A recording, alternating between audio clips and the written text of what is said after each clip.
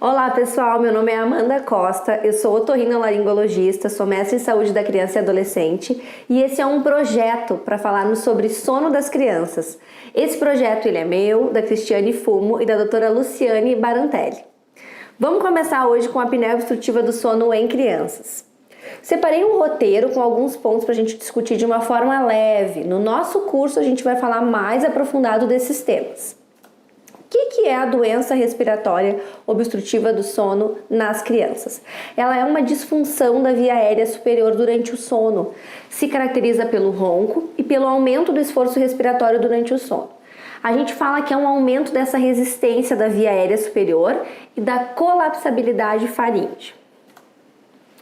Nós temos um espectro de doenças dentro dessas doenças respiratórias do sono. Eu vou começar falando sobre o ronco. O ponto mais importante do ronco para a gente comentar é a questão da frequência. Com qual frequência o teu filho ronca durante a noite? Com qual frequência na semana ele ronca? Como é o ronco do teu filho? O ronco ele pode ser esporádico, onde ele acontece eventualmente quando a criança está doente, está resfriada, está com uma infecção de via aérea superior, está com uma descompensação de rinite alérgica, ele pode roncar de uma forma esporádica. O ronco habitual, ele se caracteriza pelo ronco 3 vezes na semana, pelo menos. Todo ronco habitual deve ser investigado. E o ronco primário? O diagnóstico do ronco primário ele é baseado na polissonografia, porque nós precisamos excluir a apneia obstrutiva do sono. Então, toda vez que a gente fala em ronco primário, precisamos ter uma polissonografia associada. Mas ainda falando sobre essas doenças respiratórias, então nós temos o ronco, nós temos a síndrome da resistência da via aérea superior, nós temos a hipoventilação obstrutiva e a apneia obstrutiva do sono. Todas essas doenças, elas fazem parte de um espectro de limitação de fluxo, fragmentação do sono e esforço respiratório. Então, todas elas fazem parte de um mesmo espectro. Nós já sabemos que 15% das crianças roncam, tem um ronco habitual, e cerca de 2 a 6% apresentam apneia obstrutiva do sono. Mas o que então é essa apneia obstrutiva do sono que a gente fala tanto? Quando tem uma obstrução respiratória, uma obstrução do fluxo, ou seja, o ar não vai do nariz até o pulmão, de uma forma total, eu chamo de apneia. Quando esse fluxo ele vai em uma pequena quantidade, eu chamo de hipopneia. Qual o problema disso? A gente não consegue ventilar. Se não entra fluxo, a gente não consegue fazer esses movimentos de tórax na respiração. Tu não vai ter inspiração e não vai ter expiração. E isso altera os gases sanguíneos do nosso sangue. Isso altera o nosso padrão respiratório durante o sono e o nosso próprio padrão do sono. E esses pacientes vão ter sintomas. Tem 2 mecanismos que regulam isso, então a gente precisa entender por que acontece essa apneia. O primeiro mecanismo se chama colapsabilidade. Eu gosto de pensar como se fosse um canudinho. A nossa via aérea, que é do nariz até a glote, ela é como se fosse um canudinho, tá? Esse canudinho ele pode colabar, ele pode fechar, ou ele pode ter um estreitamento. O que é o colabamento? O colabamento, as paredes se reduzem, ele fica bem fininho, então essa via aérea se fecha. Ela acontece principalmente por uma hipotonia dos músculos. Os músculos perdem aquele tônus, aquele vigor. Ou pode acontecer por algum problema neurológico, de condução do estímulo nervoso. Ou ainda por a gente estar diante de uma via aérea inflamada, um paciente que tem asma, um paciente que tem refluxo, que está com muito muco dentro dessa via aérea. Tudo isso faz, fechamento da via aérea. O principal responsável pela via aérea ou pelo canudinho se manter aberto são os músculos dilatadores da nossa faringe. Eles que fazem a nossa via aérea se manter aberta. Outro mecanismo é o estreitamento. Sabe quando tu tá chupando ali uma aguinha de coco e tranca? Quando entra algum material dentro do canudinho, é a mesma coisa que acontece na tua via aérea. Quando tu tem alguma obstrução. 2/3 dos casos de apneia obstrutiva do sono ocorrem porque a gente tem um aumento das amígdalas ou um aumento da nossa adenoide. Essas são as principais causas, mas não são as únicas. Nós podemos ter um aumento das tonsilas linguais, lá na base da língua aumentar os tecidos linfóides. Ou nós podemos ter uma obstrução nasal, um desvio de septo, um aumento dos cornetos. Tudo isso está dentro dos mecanismos de estreitamento da apneia obstrutiva do sono. Mas nem tudo é barbadinha, então tem crianças que têm 2 mecanismos. Elas têm a colapsabilidade e elas têm o estreitamento. Então são casos mais complexos. Por exemplo, as crianças obesas. Gente, 66% das crianças obesas vão apresentar apneia obstrutiva do sono. É um monte de criança. E aí muitos profissionais acham que é só operar essas crianças, só tirar adenoide de amígdala. 88% tem recidiva do ronco e da apneia. Outra população especial são as crianças que apresentam síndrome de Down. Crianças que têm alterações na sua formação óssea, acondroplasias. Todas essas crianças nós temos 2 mecanismos envolvidos. Mas em quem vai ocorrer? Quem é a população que sofre de apneia obstrutiva do sono? Nas crianças. Então são crianças de 2 a 8 anos que é o pico do aumento dos nossos linfonodos. É quando a nossa amígdala está maior, quando a nossa adenoide está maior. E nós temos alguns fatores de risco muito conhecidos. Ser afro-americano, ser obeso, estar exposto ao tabaco. Na adolescência é mais comum em meninos, tá? Mas antes disso nós temos mais ou menos as mesmas médias entre os gêneros. O que eu devo procurar na história do meu paciente? O que eu devo procurar na história do meu filho para saber sobre a qualidade do sono dele? Os sintomas, eles são diurnos e eles são noturnos. Nunca, nenhuma vez, chegou no meu consultório uma criança que disse: doutora, eu durmo mal. Isso não existe, a gente tem que investigar. Os sintomas noturnos. Os pais vão observar que a criança ronca durante a noite, tem esforço respiratório, joga a cabeça lá para trás para respirar, apresenta enurese secundária, ou seja, faz xixi na cama durante a noite. É uma criança que desperta, toda a cama fica bagunçada, tem uma respiração mais ofegante. E durante o dia? Durante o dia é aquela criança que acorda com dor de cabeça. É aquela criança que no colégio não rende bem, que tem um problema acadêmico. É aquela criança hiperativa. As crianças têm menos sonolência do que os adultos. Tu não vai encontrar uma criança dizendo: oi, doutora, tudo bem, eu tenho sonolência. Não. Essa criança é uma criança hiperativa, tem déficit de atenção, agitada, não termina uma tarefa. Tudo isso a gente presta atenção para avaliar na questão do sono. São pistas importantes para o diagnóstico. Esse artigo é muito legal, é um artigo de setembro de 2012, saiu no Laringoscope, eu gosto bastante, que ele fala o seguinte: eles foram ver quais são os sinais importantes para o diagnóstico, porque a gente está na luta para tentar fazer um diagnóstico de apneia obstrutiva do sono utilizando manifestações clínicas. Então eles foram lá ver, eles viram, olha, de sensibilidade, o ronco, ele é muito bom, e o tamanho da tonsila palatina das amígdalas também é muito bom. Mas de especificidade, o que a gente tem de fator legal, de sintoma legal, seria dificuldade de respirar, a apneia observada e a sonolência. Mas ainda hoje, nenhum sinal e sintoma apresenta uma sensibilidade e uma especificidade para a gente poder usar com segurança no diagnóstico. Ou seja, os sintomas, eles nos levam a pensar no diagnóstico, mas a gente não fecha o diagnóstico de apneia obstrutiva do sono em criança baseado só nos sintomas, tá? Ainda não. O que eu vou procurar no exame físico do meu paciente? Em primeiro lugar, eu vou olhar para o meu paciente, tem que olhar para ele, olhar para aquela criança. Botei a foto aqui do Ronaldinho Gaúcho, porque ele é o legítimo respirador oral, gente. Olha a fotinho dele. Ele tem um rosto alongado, tem um lábio superior bem fininho, a boquinha entreaberta. Esse paciente respira pela boca. Esse paciente é um respirador oral. Esse paciente tem chance de fazer a apneia obstrutiva do sono. Eu tenho que olhar o tamanho da amígdala. Ah, mas eu não sei ver. Tu tem que ter uma noção, pelo menos, de como está esse espaço da via aérea. É uma amígdala pequena, uma amígdala grande? Qual é o grau dessa amígdala? Temos que olhar a adenoide. Parem de pedir raio-x para as crianças, por favor. O exame, melhor exame para a gente ver a adenoide, para a gente ver toda a função nasal, a fisiologia nasal, é a videonasofibrolaringoscopia. É um exame simples, realizado no consultório, não precisa de preparo, não precisa de anestesia, e a gente consegue ver o tamanho, estimar o tamanho dessa adenoide na coana e ver todas as alterações nasais. Outro ponto importante é ver como essa criança articula as palavras. Ela fala bem, ela troca letras, ela se mantém com a boquinha fechada, ela tem uma boca mais hipotônica, ou ela é uma criança que não tem nenhuma dificuldade? Isso é importante avaliar no exame.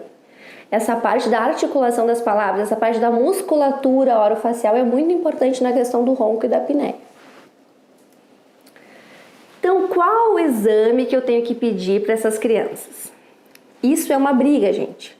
Nós já sabemos que é a polissonografia, mas os estudos ainda nos mostram que é a polissonografia no laboratório. Para quais crianças? Todas as crianças agora vão fazer polissonografia, vão ter que construir, ao invés de prédio para morar, prédio para fazer laboratório, então? Não, não são todas as crianças, mas tem uma briga entre várias escolas. Então, de uma forma geral, a gente pensa que são crianças menores de 2 anos, crianças que vão se submeter à cirurgia de retirada de adenoide e amígdalas, crianças que têm doença, uma criança que tem uma doença neurológica, uma criança que tem uma doença neuromuscular, uma criança que tem uma mucopolissacaridose, ou uma criança que o exame físico dela não condiz com o sono dela. O pai te diz, essa criança dorme muito mal. Tu olha o exame e tu não encontra nada. Essa criança tem indicação de fazer uma poli, tá? Então, existem várias tabelas, tem a tabela do Colégio Americano de anestesia, importante, tem a tabela do Americano de otorrino. Então, tem várias tabelas que a gente utiliza para tomar essa decisão. Mas isso vem mudando, cada vez, todo ano vem uma mudancinha nessa questão das indicações da poli. Esse artigo, na verdade, não é um artigo, é um editorial, eu gosto pra caramba, porque ele discute um pouquinho um assunto que a gente precisa discutir, que é sobre a realização dos exames. Os exames hoje em dia são feitos em laboratório, mas a gente percebe que falta um exame domiciliar para as crianças, mas isso ainda não é uma realidade. Quem sabe não vamos em algum momento fazer uma polissono tipo 3, quem sabe não vamos fazer a própria oximetria, mas ainda faltam estudos para a gente indicar esse tipo de polissono nas crianças. Por hora, laboratório. Mas por que a gente está tão preocupado com essa tal de apneia obstrutiva do sono? Por que a gente fala tanto nisso? Por que é um assunto tão debatido? Porque ela causa hipóxia, gente. Ela causa diminuição do oxigênio e o aumento da pressão de CO2. E isso não é bom para o nosso organismo de uma forma geral. Isso faz uma variação da nossa pressão intratorácica, fragmenta o nosso sono, ativa o nosso sistema nervoso simpático, ativa uma cascata de estresse que a longo prazo causa diversos problemas. Inflamação e alteração metabólica. Então, tudo isso a gente tem que abordar quando a gente fala em apneia obstrutiva do sono. Qual o impacto real? Eu separei aqui 4 pontos, mas tem muitos pontos, tá?